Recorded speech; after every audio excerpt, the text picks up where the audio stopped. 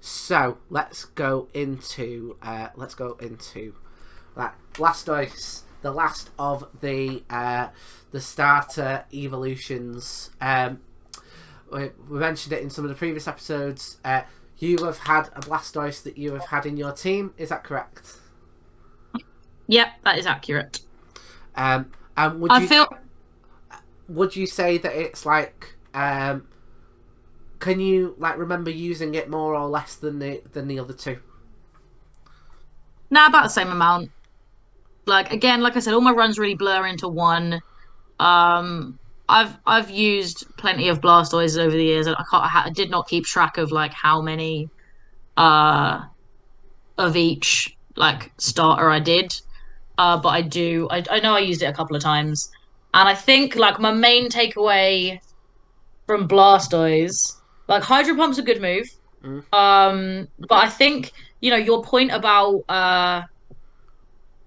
water Pokemon being very common and being like there being a good selection of water Pokemon. I think you can definitely tell that with Blastoise because so Hydro Pump is a good move, but you also get given a free Lapras, which can learn Hydro Pump as well, and also has pretty good stats. So if you don't pick Squirtle, if you pick one of the other starters, by the time you've got a Blastoise, you've also got a Lapras, which has a very similar Pokemon to use on your team. You get that option, and it's really powerful, and one of Ash's Pokemon, so you have that connection to the show as well. And you just get given it when you bump into Gary at the Team Rocket headquarters, or Dickface, or whatever you call your rival. And I think and then the other move that is like Blastoise's signature move is Skull Bash, which is a good move, but if its signature move is normal type, it's not a water type move, so it loses its stab. And also I don't like, so I get that like the other starters also have a move that is powerful and requires like an either warm up or cool down, miss a turn element to the move. But the fact that Blastoise is Skull Bash and it wastes a whole turn to lower its head, like they could have come up with something more creative than that. Yeah. Because it meant I just didn't ever use Skull Bash. No, despite how powerful it was. I used it so little that you mentioning Skull Bash, like I would not have been like, oh yeah, that's like its other move. Like that's how it is its signature move. That is its signature move. Technically, it's Wartortle's signature move, but it is like one of the powerful moves that Blastoise learns that not a lot of other Pokemon can. Because my mind immediately goes to you get Hydro Pump as its like signature move, and I think that's partly as well. Oh, go on. You get Hydro Pump at level 49, and its base power is 110. But you get Skull Bash at level 56, and its base power is 130. Wow, I never knew that. So Skull Bash is the more powerful move, but you don't get but it's the one that takes an extra step, and you don't get stabbed from it. And I feel like that's a little bit of a shame that its most powerful move is one it doesn't get stab on. Really. Yeah. And I'm gonna actually have a look and see what other Pokemon can learn Skull Bash, because it's not a common move. It's a damage dealing normal type move. It's the signature move of Squirtle's evolutionary line. And so Mankey and Primeape can learn it, which I guess makes sense. Seaking, Sharpedo, and then a number, but there's not many. There's 1, 2, 3, 4, 5. Well, I'm not 6, 7, 8, 9. There's like 13 Pokemon that can learn it by leveling up, and that is it. Wow. Like everything else has to be taught. Like a lot of Pokemon can be taught it because I guess it's just like a fancy version of Headbutt, really. Yeah. But not many Pokemon learn it by leveling up, and it it is the Squirtle line signature move. Wow. And it's just like I don't think a water type starter Pokemon, like a water type Pokemon in general, like fine, Mhm. especially if it was like a dual water normal type, having a normal type move as its um signature move would be fine. But I think having a water type starter, have its signature move be normal type was not a great call, No, no. personally. Because I think another reason why I don't know if you ever did this, but this again is showing how stupid of a child I was. I used to. I seem to recall having runs when I was younger of being like, why wouldn't I have my Bulbasaur, my Venusaur, have all grass moves? Like, why wouldn't I have that? And like with Mm. like my Squirtle, I'd have been like, well, why wouldn't I have them have all water type moves? And obviously now I'm a bit older, I know it's about like kind of like variety and stuff like that.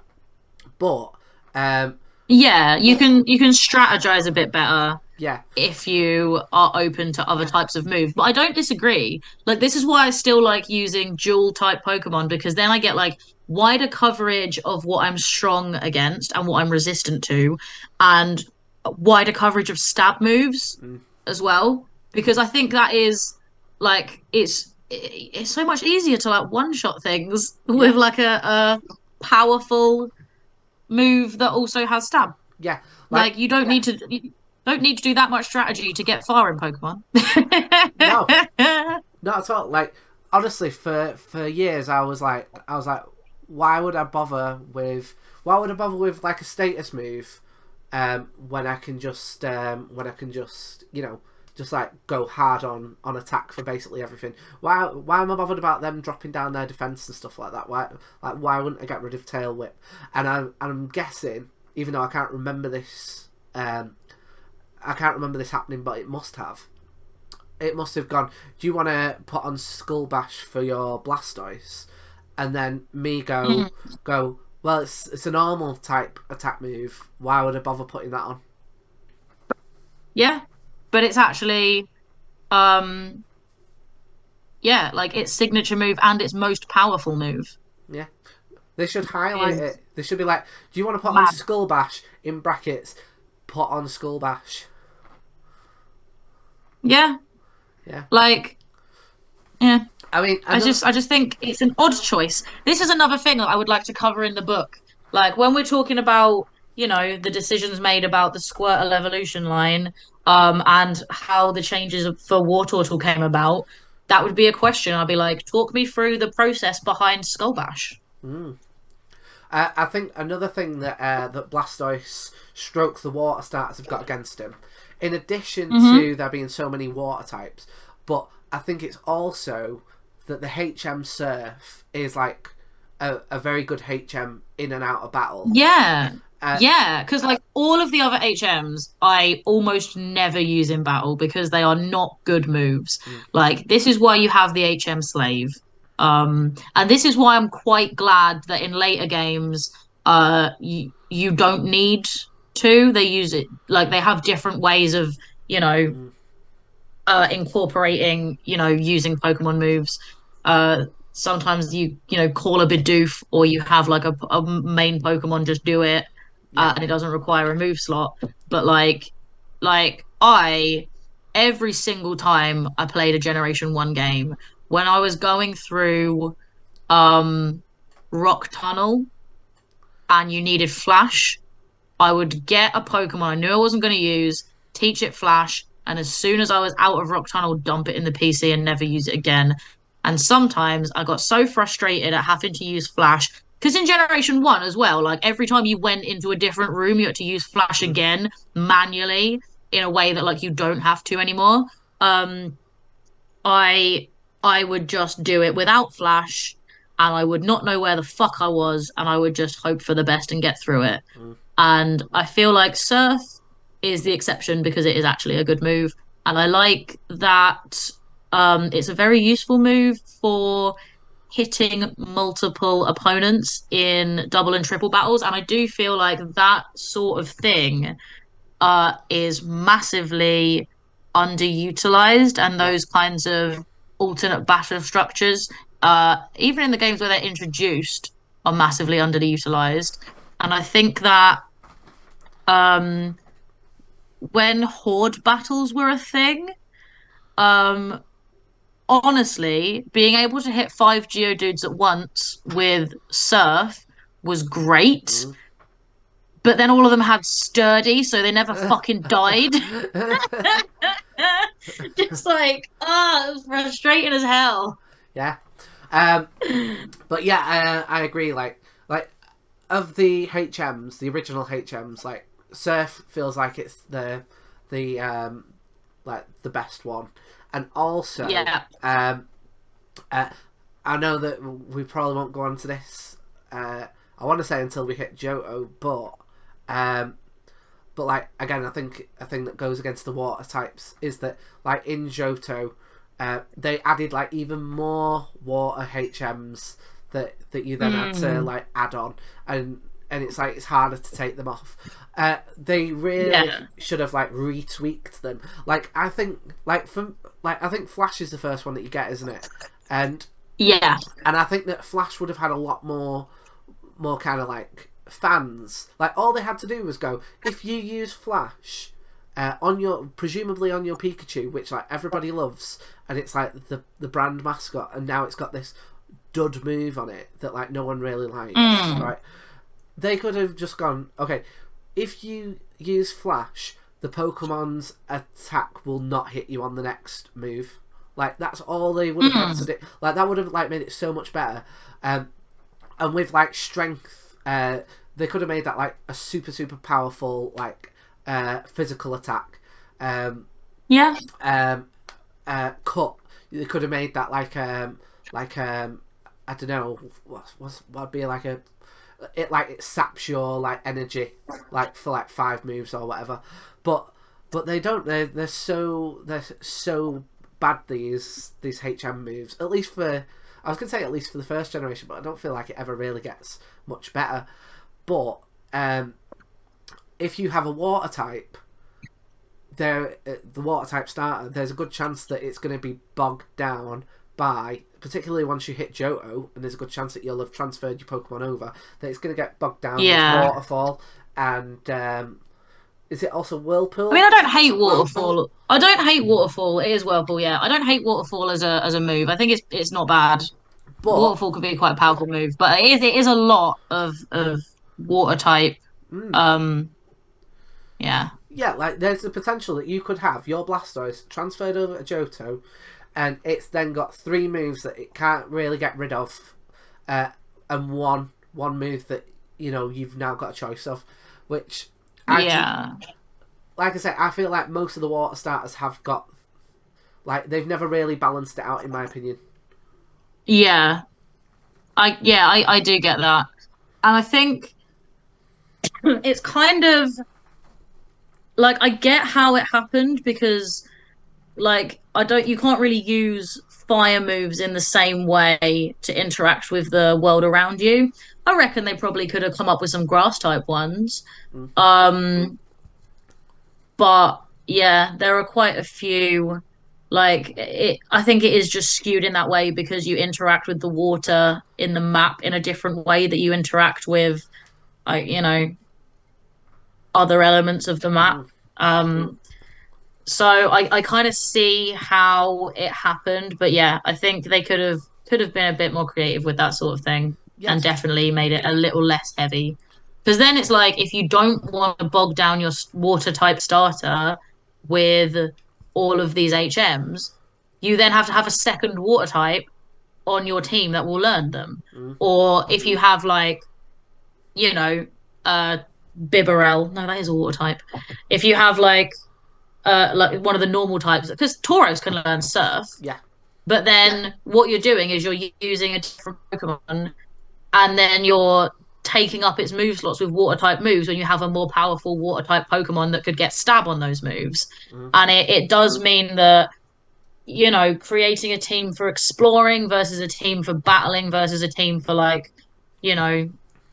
shiny hunting, whatever else you're gonna do, it's a lot to juggle. and it's difficult to fit into just six Pokemon. Yeah, agreed, agreed. And again, I think I've said in the past, like my head canon is that like the Pokemon League basically say that you're not allowed more than six. So as a result, Yeah, um, but yeah, it is. It makes it difficult. Uh, um, Maybe it could have been fixed by them going like being able to make the HMs like easier to take off. But then on the flip side, you then have the potential for a player like soft locking their game. So like yeah, I understand why they've done it, but I think that it has impacted HMs in particular. In addition to there being so many water types, like impacts on the water type starter for me. yeah, So, yeah. You're oh, not wrong. what I think I should also mention again, just before we move into the Dex entries. So my thoughts with Blastoise, because we've not really mentioned the anime yet. So Gary Oak has got a Blastoise. I feel like that's somewhat prominent. Yeah, But I feel like the most prominent Blastoise that I think of when I think of the anime is that there is one in the first movie that like gets into like a battle with Mewtwo's clones. Like that's the first anime Blastoise that I think of. yeah, yeah. So the show again, like I think Blastoise is more definitely in it more than Wartortle. The Blastoises that I think of are like the giant one that appears in that episode, along with the giant Venusaur and the giant Charizard. Mm. Are they And mechanical? If I'm right. yeah, and then the um clone one in the film and Gary's Blastoise. I know, like we were saying earlier, Tino has a Blastoise, but I am not as familiar with those more recent ones that have been coming out while I've had to have a stupid job because I'm a stupid grown up. But I do have like couple of memories of Gary's Blastoise, but again, like not loads. It only appears in a couple of battles, doesn't it? Like it's not like it's got a plot to it or a narrative to it. It Mm. is just appears in the battles. Yeah, and again, I mean, we were mentioning before about like kind of Gary's kind of uh, arcs. I feel like part of that is that there's like a subconscious. Okay, so Ash hasn't evolved many of his Pokemon versus Gary, who's now got Yeah. a Blastoise in that time. But it is the anime very much kind of hammers in that it's like it's better to kind of stay as you are and be happy versus do force yourself to change, which is a better lesson to be teaching kids, isn't it? Yeah, definitely. Um, yeah. And I think like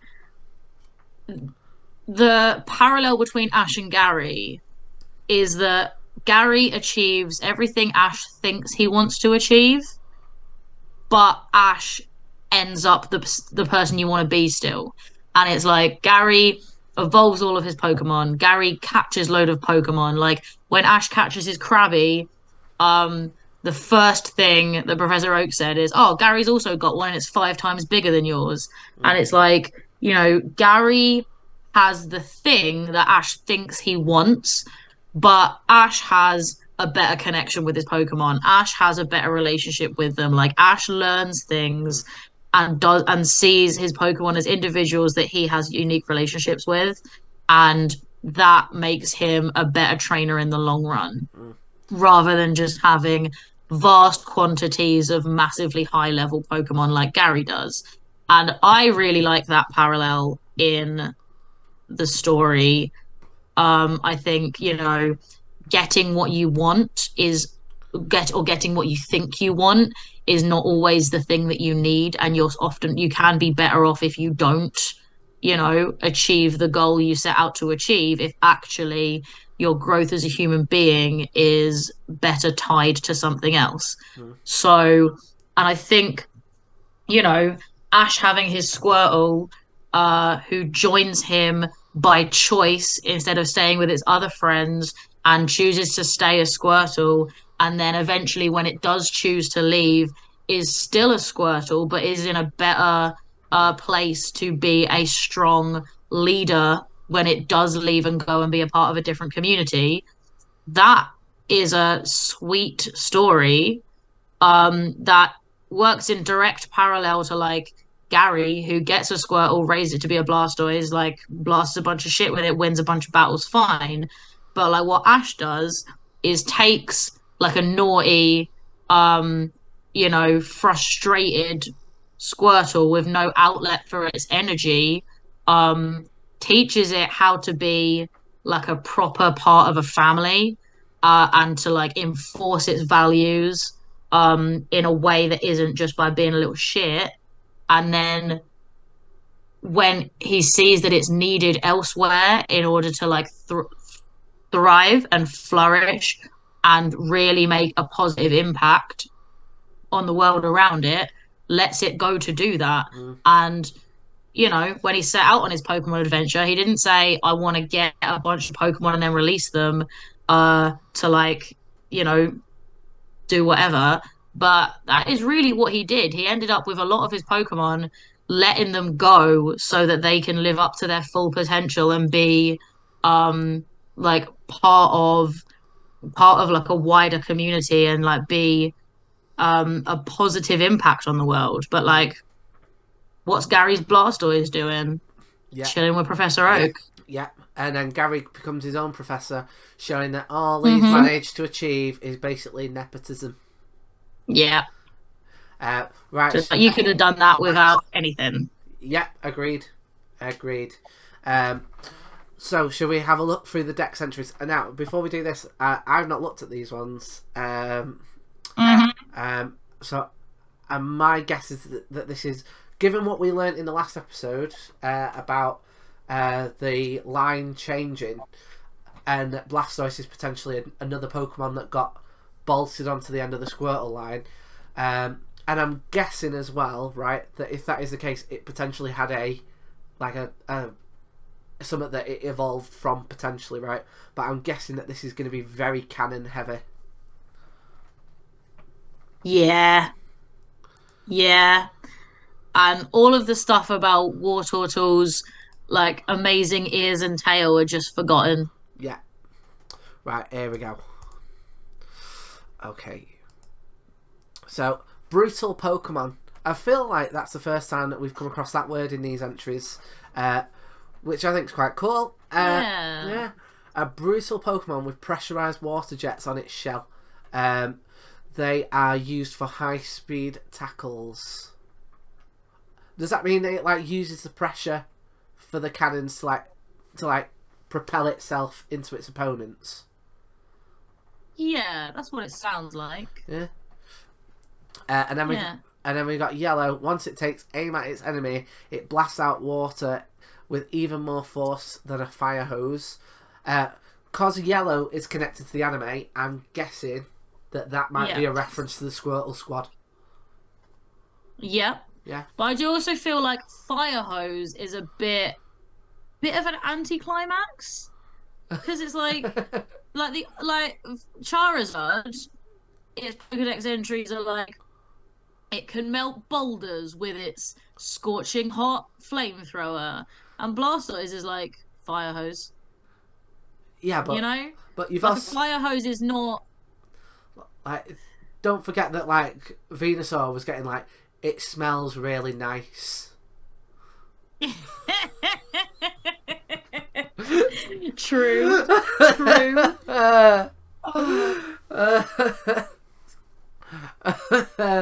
Like, if you remember when we got to this point with the Venusaur episode, you were like going, oh, I'll tell you what, if I ran a shop, I could employ some Bulbasaurs versus this, which is like the jet of a fire hose. Which, I mean, do you want to open up your own community fire station? Yeah, why not? Yeah, there we go. Right, well, why not? When you're putting together your business portfolio, remember the Pokemon that you could employ. Okay, we've got Stadium. Let's see if they are still in a bad mood.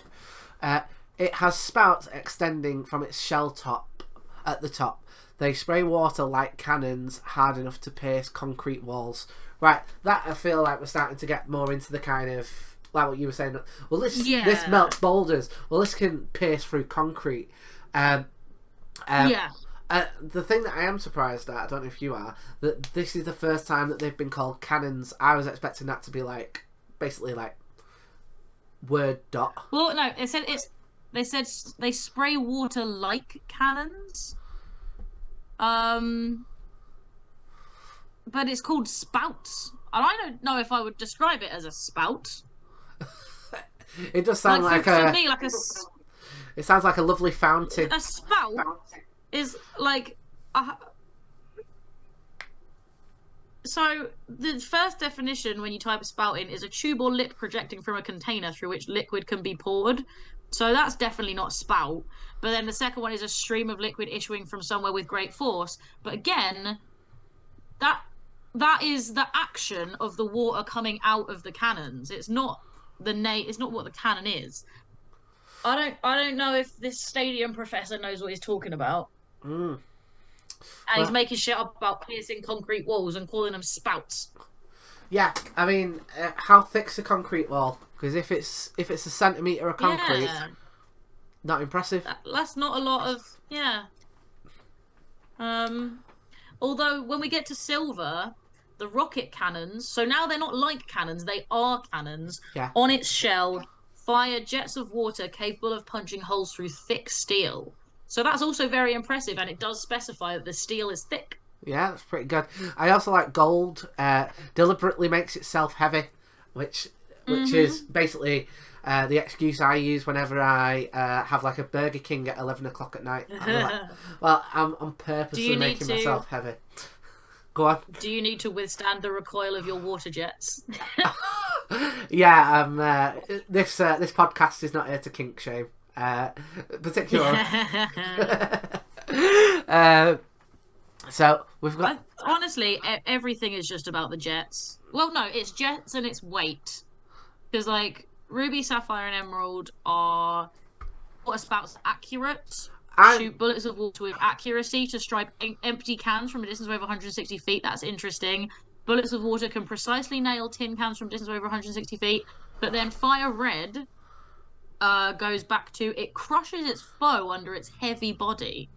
But it can't learn like body. Well, maybe it can be taught body slam.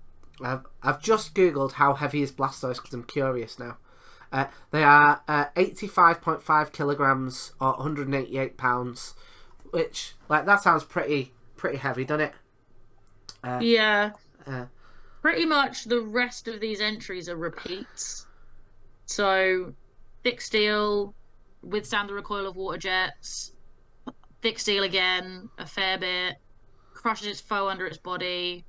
Pressurized water jets for high speed tackles. Accurate empty cans 160 feet. More force than a fire hose back to Let's Go Pikachu and Eevee. So they're back to like not giving a shit about concrete and steel anymore. They're back to the fire hose. I'll tell you what though, right? I've just been googling it, right? 188 pounds. If you were like a prize, if you're like a prize fighter in MMA, that would only put you at super middleweight. So that's like not that heavy, and I'm pretty sure that I am heavier than. As much as it pains me to say, I'm pretty sure I am heavier than that. How tall is Blastoise? Because this is the thing. I think we mentioned in the Charizard episode, like Charizard's not as tall as you would think that he is. It's not. It's like 5 foot. It's like shorter than me. It's Blastoise 1.6 meters. Which doesn't sound tall at all. So 5'3". So again, like an inch taller than me. Again, that's shorter than I would imagine. Yeah. And none of this is mentioned. It's just about its heaviness and its cannons. I've just spotted Omega Ruby and Alpha Sapphire, where they've given us like another like specific. It can shoot bullets of water with enough accuracy to strike empty cans from a distance of 160 feet. Which sounds... I mean, that's not new. That's the one we just read from Yeah. Oh, sorry. That's the one we just read from Ruby and Sapphire. That's the same thing. Ruby, Sapphire, and Emerald did it first. Oh, sorry. So like, it's cool that it's accurate. I guess that's another detail, but yeah. By the time we get to Omega Ruby and Alpha Sapphire, we knew that. And I like the fact it said empty cans, so that we know that the cans aren't being wasted. People are going to the Pokemon professor. Well, those cans could have gone to a food bank, and they're like, instead of you getting Blastoises to shoot at them. So have we got to Sword and Shield yet? Yeah. Yeah. But that's just the same stuff again. Yeah. It's just heavy and thick steel. Oh, well, we got this one here for Shield. Has enough power to blast a hole into a mountain. Pretty impressive. That's Gigantamax Blastoise. Oh, is it? That's not regular Blastoise. Yeah. Well, I do... And also, like, Go on. how big a mountain and how big a hole? I can blast a hole in a mountain if it's just, like, a little bit on the surface. True that. It should be like if you it is powerful enough to blast Edmund Hillary off the top of Everest. It fires its 31 cannon. Oh, again, that's Gigantamax, isn't it? Again, Gigantamax Blastoise. Again, I do have some. You have a spicy take. Yeah, a spicy take on Mega Blastoise, who I've just put up.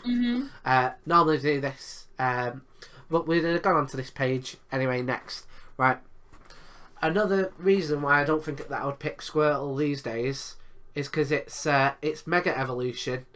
I think that just lacks a lot of imagination. I don't love it. Like, I think. Like, don't get me wrong, I don't love a lot of the Mega Evolutions. I think, like, Venusaur Mega Evolution is a bit I think Charizards are okay. Yeah. I don't think it's fair that Charizard got 2 and the others didn't, but I get it. I don't think any of the Mega Evolutions really made me go, wow, that looks great. But yeah, I think Blastoise's is just particularly meh. Yeah. Oh, let's just give it a third cannon. I mean, it's probably slightly better than Venusaur's one, but at least with Venusaur you can see the kind of again, it's following that through line that like the whole line has got. Whereas this, it's just let's just give it another gun in the middle, and yeah. And I think if it had, like we were saying about like Wartortle, if it had like big bulky footballer shoulders, and those evolved in they became the cannons. I think the kind of like logic and the pattern would make a bit more sense. But because there isn't that natural progression, because it changed how it was going to be, I think it just exposes its clunkiness. Yeah, I think in the Mega Evolution. Yeah, like if they'd have stuck with the original, like evolution, like I imagine that they would have done similar to what they did with the Mega Venusaur, where they'd have like added loads of stuff into the tail and ears. It would have looked a lot like Mega Ampharos. Yeah, I could see that happening. So let's because we've already got it up, let's have a look into like what Smogon says. It's actually in the NU, which, if I'm right, is never used. So like competitively, it would appear that it doesn't. It's not. I mean, it's got a lot of yellow and orange stats for a final evolution, which I think the others had at least one that was green, but like. Blastoise doesn't get any green in its stats up until it's got a Mega Evolution, which, as we've established, is but ugly. Yeah, and well, do you know what my guess with that is? Right, is that because there's so many other water types, and they probably got to do a load of balancing. I imagine that they had to bring its stats down a little bit, in order so that it wasn't like dominated by your Gyaradoses, your what would later on your Suicunes and stuff like that. So I'm guessing that's because the water type is like working against it. Yeah, I think that's probably fair. Yeah. Right, mates. Should we do our Trubbish rating for Blastoise? Let's do it. Okay, so what would you give? What would you give Blastoise? oh, this one's difficult. I feel like I'm going to be controversial, right? I feel like, again, I've not looked at the episodes since we put them out, but I feel like I gave Bulbasaur an 8, and I feel like I gave Venusaur an 8, and I feel like I gave Charmander like an 8, and I gave like Charizard like an 8 as well. And I can remember, because we only did it like an hour ago, that I gave Squirtle an 8, and I gave Wartortle a 7, I think, and I'm actually going to give Blastoise a 7. Breaking with the tradition of me being like, okay, I feel like the end stage is as good as the original, whereas maybe because of the change up that they had, that it doesn't quite fit the line.